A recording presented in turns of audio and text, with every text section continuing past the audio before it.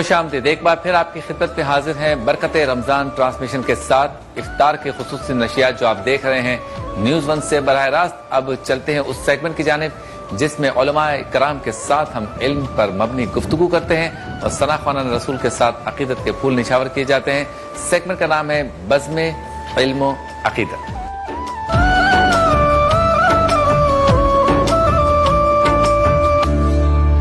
موجود ہے ہمارے ساتھ آپ کے ہمارے ہم سب کے محترم و مکرم ممتاز عالم دین، ہم ان سے محبت کرتے ہیں، ہم پہ شفقت کرتے ہیں، حضرت علامہ سید مظفر شاہ صاحب کا۔ السلام علیکم، کیسے ہیں حضور؟ خیریت سے ہیں؟ بہت شکریہ آپ تشریف لائے۔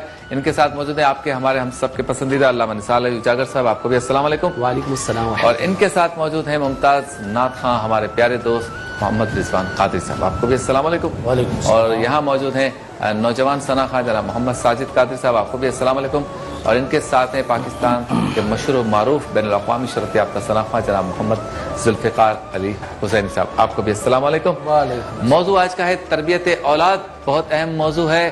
اولاد کی تربیت ٹھیک نہیں ہوگی تو نسلیں جو ہے وہ باصلاحیت پیدا نہیں ہوگی، جس سے ملک، قوم، ملت، معاشرہ سب متاثر ہو سکتا ہے۔ وہ قومیں ترقی کرتی ہیں جو اپنے بچوں پر محنت کرتی ہیں، ان کی تربیت پہ محنت کرتی ہیں، ان کے مستقبل کے لیے پلاننگز کرتی ہیں، منصوبہ بندی کرتی ہیں، وہ قومیں ترقی کر جاتی ہیں۔ آیا ہمیں کس طرح سے اپنے اولاد کی، اپنی اولادوں کی تربیت کرنی چاہیے؟ اور سرکار دو عالم صلی اللہ علیہ وسلم کے دیے گئے اسوہ کے مطابق، ان کے ارشادات کے مطابق ایک پورا انسائکلوپیڈیا، پورا لائن آف ایکشن موجود ہے، لیکن کیا ہم اس پر عمل کر رہے ہیں یا نہیں؟ ان سب باتوں پہ گفتگو کریں گے۔ شاہ صاحب ذرا ابتدائیہ ہو جائے، اولاد کی تربیت کے حوالے سے احکامات ہمارے لیے کیا ہیں کہ ایک والدین کے لیے کیا لائن ڈرا کی گئی ہے کہ وہ اپنے بچوں کی تربیت کریں؟ بسم اللہ الرحمن الرحیم، رب اشرح لی صدری ویسر لی امری واحلل عقدۃ من لسانی یفقہوا قولی۔ دیکھیے، یہ معاشرہ فرد سے بنتا ہے اور فرد کی تشکیل جو ہے وہ اولاد کی صورت میں ہوتی ہے۔ صحیح۔ شریعت مطہرہ نے دیگر اور احکام کی طرح اس معاشرے کے ضبط کے لیے اور نظم کے لیے اور اس کی درستگی کے لیے اور اس کی تہذیب کے لیے والدین کے حقوق کے ساتھ ساتھ اولاد کے حقوق پر بہت خاص توجہ دی۔ ٹھیک۔ اس لیے کہ انہی اولاد نے آگے جا کر قوم کی نبض کو سنبھالنا ہے، تمام نظم کو دیکھنا ہے۔ یہی آگے چل کے مدبر ہوں گے، یہی جج ہوں گے، یہی علماء ہوں گے، یہی افواج میں ہوں گے، یہی اداروں کے اندر ہوں گے، یہی ہر قسم کے نظم، سیاست و مذہب کی باغڈور ان کے ہاتھوں میں ہوں گی۔ یعنی مکمل معاشرہ جو ہے وہ اولاد کے ذریعے آگے چلے گا۔ تو شریعت مطہرہ نے اولاد کی تربیت پر بہت زیادہ زور دیا ہے، اور اللہ رب العالمین جل وعلا کے پیارے حبیب علیہ الصلوۃ والسلام نے یہاں تک ارشاد فرمایا، جو ابن ماجہ کی روایت موجود ہے، آپ نے فرمایا اکرموا اولادکم، اچھا، اپنی اولاد کی عزت کرو۔ واہ واہ۔ یعنی یہ تو تھا کہ بچے جو ہیں وہ والدین کی عزت کریں، لیکن یہاں پر فرمایا گیا اس کے ساتھ ہی کہ اکرموا اولادکم، اپنی اولاد کی عزت کرو، واحسنوا آدابکم، اور ان کو اچھے احسن آداب سکھاؤ، اخلاق سکھاؤ، اس لیے کہ پھر آگے ارشاد فرمایا کہ یہ اولاد جو ہے وہ اللہ کی جانب سے تمہارے لیے تحفہ ہے۔ واہ واہ۔ اس حدیث پاک کے اندر جو یہ ذکر کیا گیا کہ اپنی اولاد کی عزت کرو، اس کا مطلب یہ ہے کہ کیونکہ جس منزل پر وہ ہیں، جس وقت میں وہ ہیں، جس عمر میں وہ ہیں، وہ تم سے اخلاق اور عادات کو ایڈاپٹ کریں گے، حاصل کریں گے۔ تم اگر ان کو بد تہذیبی کے ساتھ، گھٹیا الفاظوں کے ساتھ، مار پیٹ کے ساتھ اور بالکل خسیس الفاظوں کے ساتھ یاد کرو گے تو ان کی جو باطنی حریت ہے وہ پامال ہو جائے گی، ان کی جو باطنی آزادی ہے وہ سلب ہو جائے گی۔ صحیح۔ اور پھر معاشرے میں اپنی عمر نکالنے کے بعد وہ جو شفقت ان کے ذریعے معاشرے میں پہنچنی تھی، محبت ان کے ذریعے پہنچنا تھا، اخلاق اور رواداری پہنچنی تھی، اور ہمدردی اور تمام کے حقوق کی ادائیگی پہنچنی تھی، وہ تمام تر شجر جو ہے وہ باپ کے اور ماں کی غلط تربیت کی وجہ سے، ایک خزاں کا سامنا کرنے کی وجہ سے سب ختم ہو چکا ہو۔ صحیح۔ اس کے نزدیک سب سے زیادہ مکروہ اپنے ماں باپ ہوں گے، اور جب ماں باپ سے محبت اس کو نہیں ملے گی تو پھر معاشرے میں کسی اور کو محبت نہیں دے سکتا، صحیح، اور معاشرے میں کسی کے حق کو وہ گویا کہ پہنچا نہیں سکتا، اس کی حریت ختم ہو۔ اس لیے نبی پاک صلی اللہ علیہ وسلم نے فرمایا اکرموا اولادکم، اپنی اولاد کو عزت دو تاکہ اس کے ماں باپ اس کے نزدیک معتبر ہو۔ جب ماں اور باپ کی ہمدردی اس کے دل کے اندر آ جائے گی تو انسان کی زندگی کا ایک تربیت کا مقام یہ کہ پھر وہ تمام کے حقوق کو خود بخود وہ جانے گا۔ فرمایا حسن اخلاق کے ساتھ اس کے ساتھ پیش آؤ۔ حسن اخلاق کی تفصیل کے اندر سب سے پہلی چیز عقیدہ ہے۔ یعنی آج دیکھیے سوشلزم کی بھرمار ہے، ایک سے ایک نئے اسکول ہیں، ایک سے ایک تربیت گاہ ہیں، ہم گویا کہ بچے کو پکڑ کر بڑے سے بڑے اسکول میں صبح 4 بجے سے لائن میں بیٹھیں گے جناب اس کا ایڈمیشن ہو جائے. اچھی بات ہے اگر عصری تعلیم کے اعتبار سے اور دور کے جو چیلنجز ہے اس کے مقابلے کے اگر ہمیں بچے کو عصری تعلیم دے کر مستقبل کے مقابلے پہ لے جانا چاہتے ہیں. لیکن سب سے پہلی چیز جو اسلام دعوت دیتا ہے وہ یہ ہے کہ جہاں تمہارے بچے اچھے عصری تعلیم یافتہ ہو وہاں اچھے اور پختہ مسلمان ہوں, واہ واہ, پختہ نظریات والے ہیں, ان کے عقیدے اللہ کی توحید کے بارے میں, نبی کریم علیہ الصلوۃ والسلام کی رسالت کے بارے میں, حضرات صحابہ اور اہل بیت کے حوالے سے, امت کے پاکان کے حوالے سے, اور اسلام کی وہ روشن تاریخ جو قیامت تک کے لیے مسلمانوں کے سینوں کو روشن کر کے ان کی طبیعتوں کو مستعد اور بیدار کرتی ہے نیک عمل کی طرف اور اسلام کی سربلندی کے لیے, وہ روشن تاریخ ان کے سامنے واضح ہو.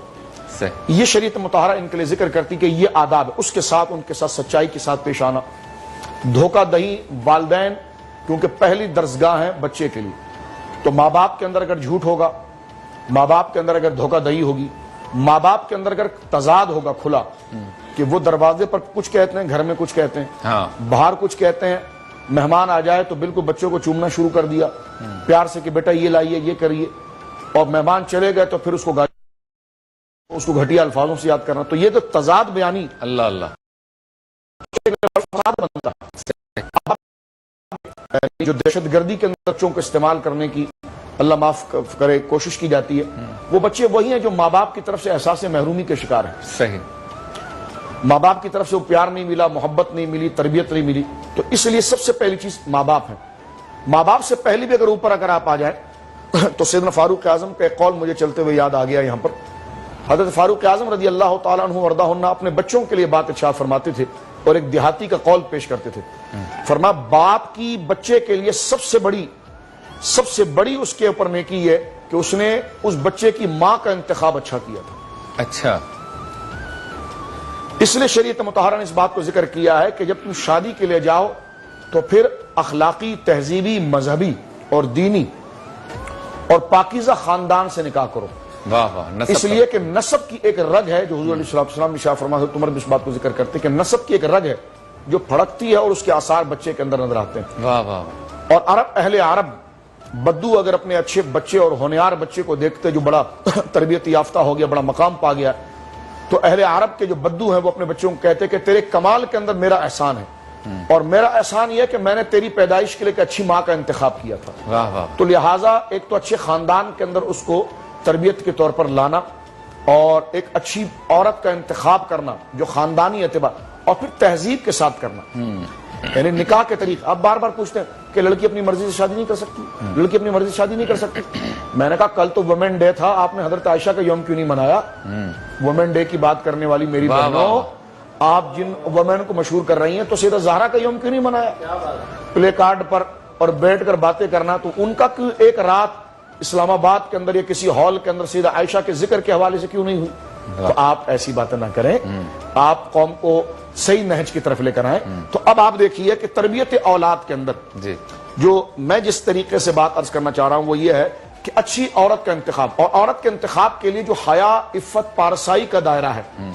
کیا عورت اپنی مرضی سے شادی نہیں کر سکتی؟ جی بالکل کر سکتی, کیوں نہیں کر سکتی؟ لیکن اس مسئلے کو پوچھ کر آپ کیا بتانا چاہ رہے ہیں اور کس چیز کو ظاہر کرنا چاہ رہے ہیں؟ جی اب آپ دیکھیے کہ حدیث پاک کے اندر کیا ذکر کیا گیا. حدیث پاک کے اندر ذکر کیا گیا کہ شادی کے اندر وہ تمام اہتمام ہو کہ آنے والا بچہ بڑی آزادی سے اپنا نانا کا نام لے سکے, اپنے ماموں کا نام لے سکے, اپنے چچا کا نام لے سکے, اپنی خالہ کا نام لے سکے. اور جس طریقے کے شادی کا مزاج آپ دینا چاہ رہے ہیں اس میں تو بچہ گھٹ گھٹ کر رہا ہے کہ میرا نانا کون تھا بتاتے ہوئے ڈرے, میرا دادا کون تھا بتاتے ہوئے ڈرے, کیونکہ فلمایا اس طرح گیا ہے. تو بچے کے اندر اگر وہ حریت ختم ہو جائے تو اس حقوق کے ساتھ ساتھ میری بہنوں آپ اس بچے, آنے والے بچے کی بھی فکر کریں کہ وہ معاشرے کے اندر کس طرح آزاد انداز میں سروائیو کرے گا. اس لیے رسول اللہ نے نکاح کی شرط پہلے رکھی ہے اور فرمایا چھپ کے نکاح نہیں کرنا. کیا بات, چھپ کے نکاح کرو گے آنے والی اولاد کے مستقبل کو تم تباہ کرو گے. فرمایا نکاح جب کرنا ہے تو اعلنوا بالنکاح, نکاح اعلانیہ کرنا. صحیح. وَضْرِبُوهُ الدُّفُوفَ, اس کے اعلان کے ہر طریقے کو اختیار کرنا. وَجْعَلُوهُ فِي الْمَسَاجِدِ, مسجدوں کے اندر نکاح کرنا. اس لیے کرنا کہ ایک تو اللہ کا گھر ہے, برکت ملے گی, دوسرا یہ کہ وہاں پر ہر قسم کا بندہ آ رہا ہے, ہر علاقے کا بندہ آ رہا ہے, اس کو پتا چل رہا ہے کہ اس گھرانے کی بچی اور اس گھرانے کا بچہ ان کا سلسلہ جڑ رہا ہے صحیح۔ تاکہ کل وہ اولاد جب پیدا ہو تو وہ معاشرے میں حریت کے ساتھ اپنے خاندان کا اظہار کر سکیں، بہت اپنی آزادی کا. اور یہ بچے کے اندر اگر اپنی خاندان اور اپنے ماں باپ کی تربیت کا اظہار ہوتا ہے تو وہ بچے کے اندر ذہنی نشوما، اخلاق، معاشرے کی توقع اس کے ساتھ بہت زیادہ ہوتی ہے. صحیح. تو اولاد کی تربیت کے اندر جہاں یہ فرمایا گیا کہ اکرموا اولادکم، اپنی اولاد کی عزت کرو، یہ بہت اہم سرکار علیہ الصلوۃ والسلام کی جانب تربیت کا ہے. اور فرمایا وَأَحْسِنُوا آدَابَهُمْ، اور ان کو اچھے آداب سکھاؤ. فرمایا اس لیے کہ یہ اولاد تمہارے لیے اللہ کی امانت ہے، اور اس کی تربیت کر کے تم اپنے خاندان کو، اپنے ملک کو اور اسلام کو اچھے، صحت بخش، توانا اور اعلیٰ ذہن والے اور اعلیٰ کردار والے افراد مہیا. سبحان اللہ. جی ذوالفقار بھائی کلام پیش. سبحان اللہ.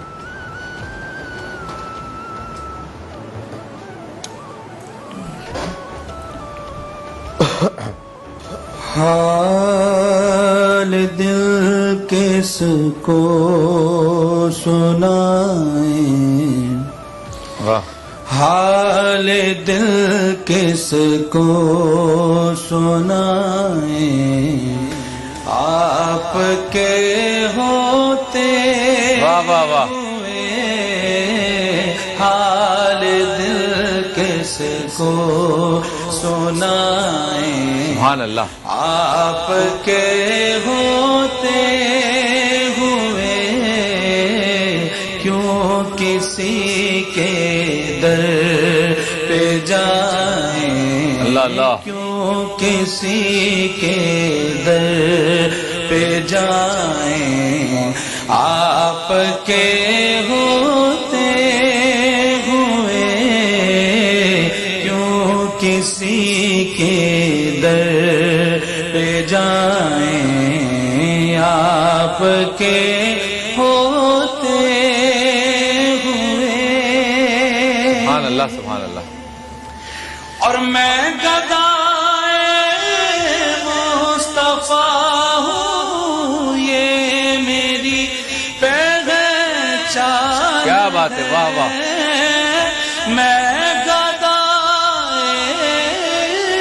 مصطفیٰ ہوں، یہ میری پہچان ہے. غم کیوں میرے پاس اللہ اللہ. آپ کے ہوتے ہوئے غم کیوں میرے پاس آئیں، آپ کے ہوتے ہوئے حال دل کس کو سنائیں. اور کہہ رہا ہے آپ کا رب انت فیہم، آپ سے. کیا بات ہے. واہ واہ واہ واہ. کہہ رہا ہے آپ کا رب انت فیہم، آپ سے. کہہ رہا ہے آپ کا رب تفیہم، آپ سے. کیوں انہیں دوں میں سزا، واہ واہ واہ واہ. کیوں انہیں دوں میں سزائیں، آپ کے ہوتے ہوئے حال دل کس کو سنائیں، آپ کے ہوتے ہوئے کیوں کسی کے در پہ جائیں. واہ واہ واہ.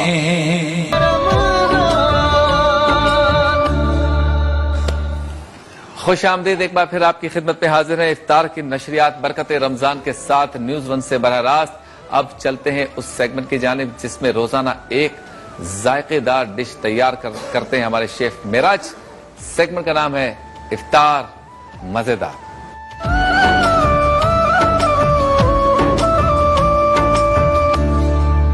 کیا بننے جا رہا ہے؟ السلام علیکم. وعلیکم السلام. اچھا جی، آج ہم بنا رہے ہیں چکن کے کباب بنا رہے ہیں توے کے اوپر. تو توا چکن کباب کہلائے گا یہ. توا چکن کباب. جی. تو اس کے لیے چکن کا قیمہ ہے، اس کے ساتھ میں جو ہم نے چیزیں ڈالی ہیں وہ میں بتا دیتا ہوں. ادرک لہسن کا پیسٹ ہے، ٹھیک ہے. دھنیا ہے، شملہ مرچ، ہری مرچیں، یہ سب چاپ ہوئی ہوئی ہیں باریک. واہ واہ واہ، دیکھیں یہ دیکھ. اس کے علاوہ اس میں نمک ہے، سفید مرچ، لال مرچ تھوڑی سی، زیرہ پاؤڈر، بس یہ جو یہاں پڑا ہے تقریباً یہ سب ہے. ٹھیک ہے. اور نمک ڈالا ہوا ہے ایز پر ٹیسٹ، اور تھوڑا سا اس میں گھی ڈالا ہے خوشبو کے لیے. ٹھیک ہے. اسٹارٹ کیسے کریں گے؟ حبیب کا جو ہم یوز کرتے ہیں، حبیب کا آئل. اچھا اس کا بنانے کا میں طریقہ بتاؤں گا، بالکل یونیک ہے. یہ ہم اس میں ریپ کر کے نا اس کو کباب بنائیں گے. اس میں یہ پائپنگ بیگ ہے، دکھائیں ذرا. ایزیلی مل جاتا ہے یہ مارکیٹ میں. پائپنگ بیگ کسی بھی اسٹور پہ یا شاپر جہاں پہ ملتے ہیں تھیلیاں وہاں پہ مل جاتی ہیں. ٹھیک ہے. تو اس میں کر کے ہم کباب بنانا دکھائیں گے، بالکل صحیح طریقے سے ایزیلی بنا سکتے ہیں. ٹھیک ہے، آپ اسٹارٹ کریں. اور آج ہماری گفتگو ہو رہی ہے تربیت اولاد پر، اور چونکہ آج یوم بدر بھی ہے تو اس پر بھی تھوڑی سی گفتگو شاہ صاحب ہو جائے تاکہ پھر ہم تربیت اولاد کے. جی بسم اللہ الرحمن الرحیم. یوم بدر جو ہے وہ یوم الفرقان ہے. حق اور باطل کے درمیان ایک بہت بڑی لکیر کھینچ دی گئی ہے. حق جو ہے وہ 313 ان صحابہ کے نام سے یاد کیا گیا. صحیح. بدر پر ہم نے سحری میں بھی گفتگو کی ہے. جی. اور بدر ایک جنگ نہیں ہے، بدر ایک اخلاق کا دستاویزی پیغام ہے. واہ واہ. بدر ایک پوری تہذیب ہے. واہ بدر ایک ضابطہ حیات ہے. واہ واہ. اور بدر ایک نظام امن کا کہ جو دائی ہیں ان کے لیے ماخذ اول ہے. واہ. تو جنگیں تو یوں ہوتی ہیں کہ جناب علاقوں کو ادھیڑ دیا جاتا ہے، نسلوں کو ختم کر دیا جاتا ہے. لیکن حضور سید عالم صلی اللہ علیہ وسلم کی جنگوں کو آپ دیکھیں، اس کو مغازی کہتے ہیں. وہ باقاعدہ شریعت مطہرہ کا ایک باب ہے جس سے عقیدہ، اخلاق، سیاسیات اور ایک معاشرے کو امن والا معاشرہ کیسے بنایا جا سکتا ہے. اور دفاعی پوزیشن میں بھی اگر بندہ اپنے دشمن کے سامنے کھڑا ہو جائے یا اقدامی پوزیشن میں آ جائے تو وہ اپنے جذبات کو کیسے توازن میں رکھے شبیر بھائی. واہ. کہ وہ ہر چیز کو روند نہ ڈالے بلکہ جو مسئلہ ایشو ہے اس تک اپنے آپ کو محدود رکھے اور اپنے جذبات کو متوازن رکھے. اور ایک بھیڑیے یا ایک شتر بے مہار کی طرح جہاں منہ اٹھائے دندناتا ہوا اپنی طاقت کا اظہار نہ کرے. ایسی شائستگی کا توازن جو ہے وہ حضور کی غزوات میں ملتا ہے. بے شک. بالکل وہ پورا دین ہے. غزوہ بدر کو اگر آپ دیکھیں تو اس پر ایک چھوٹی سی بات میں عرض کر دینا چاہتا ہوں کہ اس کے اسباب کیا ہے، پھر اس پر بات کریں گے. نبی پاک صلی اللہ علیہ وسلم نے اس وقت اعلان نبوت فرمایا، سارا مکہ حضور کا خلاف ہوا. ٹھیک ہے. خلاف ہونے کی وجہ کیا تھی جی؟ اس لیے کہ ہم آپ کے ہاتھ کے تراشے ہوئے ان پتھروں کو نہیں مانتے. ٹھیک ہے. کیوں آپ خلاف ہو رہے ہیں جی؟ ہم آپ کے خلاف ہیں. کیوں؟ اس لیے کہ ہم سچ بول رہے ہیں. اس لیے کہ ہم بچیوں کو زندہ درگور نہیں کر رہے ہیں. ہم بچوں کا ادب بتا رہے ہیں، ہم ماں باپ کا ادب بتا رہے ہیں، ہم چھوٹے بڑوں کا ادب بتا رہے ہیں، ہم خانہ کعبہ کا ادب بتا رہے ہیں، ہم اللہ کا ادب بتا رہے ہیں. ہم یہ بتا رہے ہیں کہ گالی گلوچ نہیں کرنا، ہم یہ بتا رہے ہیں کہ کم نہیں تولنا، ہم یہ بتا رہے ہیں خیانت نہ کرنا. تو یہ جو اخلاقی اقدار نبی پاک نے اپنے غلاموں کا عطا فرمائی تو وہ جاہلیت کا معاشرہ تھا، یہ اس کا دشمن ہو گیا. ہاں. اور 13 سال حضور صلی اللہ علیہ وسلم کے اس پیغام کو روکنے کی انہوں نے کوشش کی، یہاں تک کہ جہاں کوئی صحابی اکیلا مل جاتا تو اس کو پکڑ لیتے. صحیح. ایسے صحابہ جن کو پکڑ کر ایک بندے کو 10 بندوں نے مارا، ناک کی ہڈی توڑ دی، سر توڑ دیا، ہاتھ توڑ دیا. حضرت عبد الرحمن بن عوف حضور کے پاس آئے کہ حضور اجازت دیں کہ ہم بھی کوئی ڈنڈا لاٹھی تلوار اٹھائیں. یہ جہاں ہمیں تنہا دیکھتے ہیں 10-15 لوگ ہوتے ہیں ٹوٹ پڑتے ہیں، چڑھاتے ہیں ہمیں کہ دیکھو یہ بچیوں کے حقوق بتانے والے، دیکھو یہ فلاں امن کی بات کرنے والے. تو ہم تک معاشرے کی صلح کی بات کر رہے ہیں. صحیح. سرکار نے فرمایا نہیں، اصبروا، تم اس پر صبر کرو. فإنی لم أؤمر بقتالهم، اس وقت اللہ نے مجھے جھگڑے کا حکم نہیں دیا، لڑائی کا حکم نہیں دیا، ان کے ساتھ مڑ بھیڑ کا حکم نہیں دیا. جب 13 سال کا عرصہ ہو گیا اور انتہا ہو گئی تو اللہ رب العالمین نے پھر ہجرت کا حکم دیا کہ آپ اس علاقے کو چھوڑیں اور ایک معاشرہ آباد کریں تاکہ اس معاشرے کے ذریعے جاہلیت کے اندھیرے ختم ہوں. سرکار مدینہ منورہ آ گئے، بات ختم ہو گئی، آپ کا علاقہ چھوڑ دیا. اور علاقہ کیا چھوڑا شبیر بھائی؟ ان صحابہ کی کروڑوں روپے کی پراپرٹیاں وہاں تھیں. بالکل. اپنی زندگی چھوڑ کے آگے وہ اپنی ساری جائیدادیں ان کے حوالے کر دی اپنے نظریے کے لیے کہ آپ، لیکن اس پر بھی انہوں نے صبر نہیں کیا. حضور مدینے چلے گئے تو اب انہوں نے مدینے خط لکھنا شروع کیا وہاں کے بڑے قبیلے اوس و خزرج کو، عبداللہ بن ابی کو، کہ ان کو ہمارے حوالے کرو. اچھا. ہمارے حوالے کرو ورنہ ہم تمہارے اوپر چڑھائی کر دیں گے. مختصر یہ کہ سرکار نے ان کو صحیح جواب دیا، فرمایا کہ ہم پر ہاتھ ڈالنے سے پہلے سمجھ لینا کہ سب سے بڑا نقصان تمہارا ہوگا. اس لیے کہ تم مکہ والوں سے لڑ جاؤ تو تمہارا نقصان کم ہے، اس لیے کہ تمہاری برادری کے لوگ مجھ پر ایمان لا چکے ہیں، صحیح، اب ان کے نزدیک تمہاری بات کوئی قدر والی نہیں ہے، یہ نظام امن قدر والا ہے. یعنی حضور نے اپنی مشاورت کے ذریعے ان کو پیچھے کیا. جب وہ یہاں سے فیل ہوئے تو انہوں نے یہودیوں کو خط لکھا کہ ان کو ہمارے حوالے کرو ورنہ ہم مدینے کی طرف آئیں گے. سرکار نے ان کے ساتھ مذاکرات کی، بات ختم ہو گئی.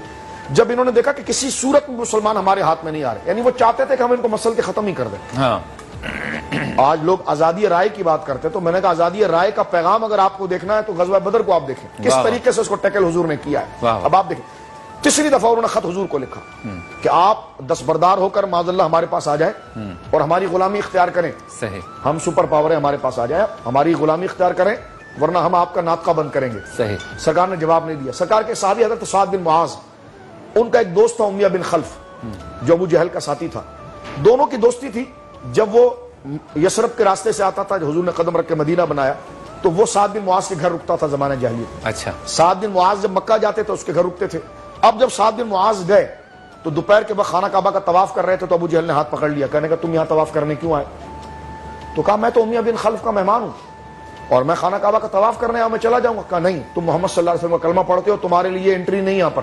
اچھا، انہوں نے فرمایا میرے لیے انٹری نہیں یہاں پر، تو تمہارے تجارتی قافلے جو مدینے کے قریب سے چلتے ہیں نا، تم وہاں سے گزر کر دکھا دینا. پھر اگر ہم یہاں نہیں آ سکتے تو تم وہاں نہیں آ سکتے. ہاں، اور آج بھی علماء نے تحقیق کی ہے کہ مکہ کے کفار کے تجارتی اور بزنس وہ ہب تھا جانے کا، اور جگہیں تقریباً 2 لاکھ پاؤنڈ سے زیادہ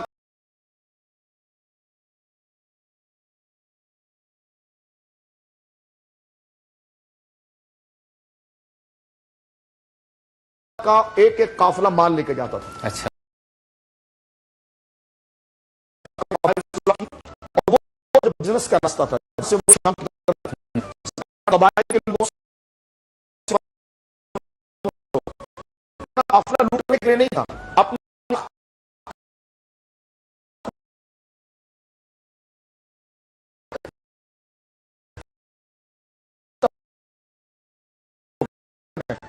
آپ کچھ کہیں گے تو ہم ہیں.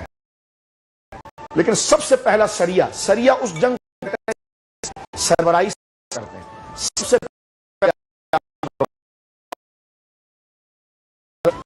سرکار کو ابو جہل ایک بہت بڑا، کیونکہ ابو جہل تو بڑا کر و فر والا تھا، بہت بڑا پہلوان اپنے آپ کو کہتا تھا. ہاں، وہ 300 پہلوانوں کے قافلے کے ساتھ شام سے گزر رہا تھا مدینے کے قریب سے. اچھا، آپ یقین کریں، میرے آقا سید الشہداء کی شان دیکھیں. سرکار دو عالم صلی اللہ علیہ وسلم اپنے چچا کو 30 جوان دیے. کتنے؟ 30. فرما جا کے ابو جہل سے بات کر کے آؤ اچھا، اور اس کو ذرا سمجھاؤ کہ ایسی جھگڑے مگڑی کی بات نہ کرو، آپ اپنے علاقے میں، ہم اپنے علاقے میں. حضرت حمزہ نے جا کر ابو جہل کو ایک جگہ پر بریک کیا. اچھا، اب وہ 300 جوان اس کے پاس تھے، اسلحہ اس کے پاس تھا، قافلہ تھا، اور یہاں پر 30 بندے کھڑے ہوئے. آپ نے حضرت حمزہ نے ابو جہل سے کہا کہ جاؤ گے نہیں، پہلے ہم سے جنگ کرو، اب طاقت آزماؤ. ہاں، اس نے کہا یہ کہاں سے ایک طوفان میرے سامنے آ کر کھڑا ہو گیا ہے. 300 کا مقابلہ 30. ہاں، اب 300 کا مقابلہ 30 کے ساتھ ہے. حضرت حمزہ نے کہا کہ یہ 30 نہیں تو میں اکیلا کافی، آ جاؤ، واہ واہ، ہم تم سے بات کریں گے. یہ جو تم روزانہ کی بدماشیاں خط لکھ کر ہمیں دھمکیاں دیتے ہو، تو آج ایک دفعہ ہو ہی جائے. تو ابو جہل کے قافلے میں ایک بوڑھا شخص تھا جو مکہ کے اندر بڑا صلح پسند تھا. اب دیکھو مسلمان نہیں تھا، لیکن اس نے آ کر حضرت حمزہ کی منت سماجت کی، کیا جناب جانے دے دیں، قافلہ ہے. تو حضرت حمزہ نے کہا کہ ٹھیک ہے، اگر آپ ضمانت اٹھاتے ہیں نا. اب دیکھو مسلمان نہیں تھا، وہ خود مشرک تھا، صحیح، لیکن ایک صلح پسند آدمی تھا. ٹھیک ہے.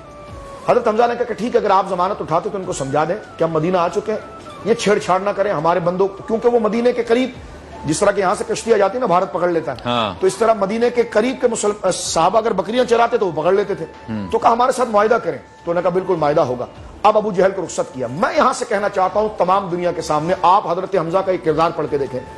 مسلمان قافلے لوٹنے والے نہیں تھے، ان کی نظریں قافلوں پر نہیں تھی، وہ خانہ بدوش نہیں تھے. حضرت حمزہ ہاشمی جوان تھے، ان کے کردار سے تاریخ واقف ہے. آپ نے روک دیا تھا اور اس میں لاکھوں روپے کا مال موجود تھا، سب کو گھسیٹ کر غلام بنا کر مدینے لے آتے. وہ خانہ بدوش نہیں تھے. ایک صلح پسند آدمی جو تھا بھی ان کا مشرک، لیکن اس نے امن کی بات کی تو حضرت حمزہ نے چھوڑ دیا. یہ صرف اتنا تھا کہ اپنی حیثیت بتانا تھا کہ ہم بھی جواب دے سکتے ہیں، ہم بھی جواب دے سکتے ہیں. اور اس کی پھر نظیر یہ ہوئی کہ جب پتا چلا کہ کافر باز نہیں آئے اور ابو سفیان اس سے کئی گنا بڑا قافلہ لے کر جا رہا ہے کہ جس میں ہر مکہ کے گھر والوں کا پیسہ لگا ہوا ہے، سرکار نے کہا اس قافلے کو روکیں گے تو معاہدہ ہو جائے گا. اس قافلے کو روکنے کے لیے حضور گئے اور وہاں سے مشرکین مکہ نے 1000 کا لشکر بنایا. حالانکہ ابو سفیان مسلمانوں کے ہاتھ میں آنے سے پہلے نکل گیا. صحیح. وہاں ابو جہل کو لوگوں نے روکا کہ جناب جب ہمارا قافلہ پہنچ گیا تو آپ کیوں مسلمانوں سے لڑنے جا رہے ہو؟ لیکن اس کی موت بدر میں بلا رہی تھی. اس نے کہا رک گیا تو کیا ہوا، ایک دفعہ ہم نے تلوار کھینچ دی، دوبارہ اندر نہیں کرتے. سرکار کی والدہ کا قبیلہ بنو زہرا اس میں شامل تھا. اس نے کہا دیکھو ہم تمہارے ساتھ نہیں جائیں گے، ہم ان کے ساتھ لڑتے، لیکن جب قافلہ ہمارا نکل آیا اور وہ لڑنے نہیں آئے تھے، ان کا معاہدہ یہ تو آپ مان لو. ابو جہل نے مانا نہیں، وہ بدر کے مقام پر آیا اور وہاں پر جنگ ہوئی اور اللہ رب العالمین نے مسلمانوں کو فتح دی اور امن کا نام ہوا اور دہشت گردوں کو مٹی میں ملا کر رکھ دیا گیا اور قیامت تک کے لیے امن پسندوں کے لیے بدر کا قافلہ ہراول دستہ بن کے. سبحان اللہ سبحان اللہ. ہاں جی، نوجوان سناخہ ہمارے ساجد قادری کلام پیش کریں گے. اس سے پہلے روح افزا کا پیغام ہے. روح افزا کا یہ کہنا ہے کہ 110 سال سے روح افزا جو ہے اس نے مشروب کی جو ایک مارکیٹ ہے، جو دنیا ہے، اس میں اپنا سکہ جمایا ہوا ہے. 35 سے زائد ممالک میں یہ پیا جاتا ہے، پسند کیا جاتا ہے. قدرتی اجزاء سے تیار کرتا ہے، پیاس کو بجھاتا ہے، فرحت بخشتا ہے، توانائی دیتا ہے. دن بھر فریج میں ایک جگ بنا کر رکھ لیں، مہمانوں کے لیے کافی ہے. افطار کے اوقات میں اگر روح افزا ٹیبل پہ نہ ہو تو افطار کا مزہ نہیں آتا کھانے کے اعتبار سے. اور سحری میں دہی کے ساتھ اسے استعمال کریں تو جسم میں پانی کی کمی کو دور کرتا ہے. مشروب مشرق ہے. چلتے ہیں بریک کی جانب، واپس لوٹیں گے تو ساجد قادری سے کلام سنیں گے.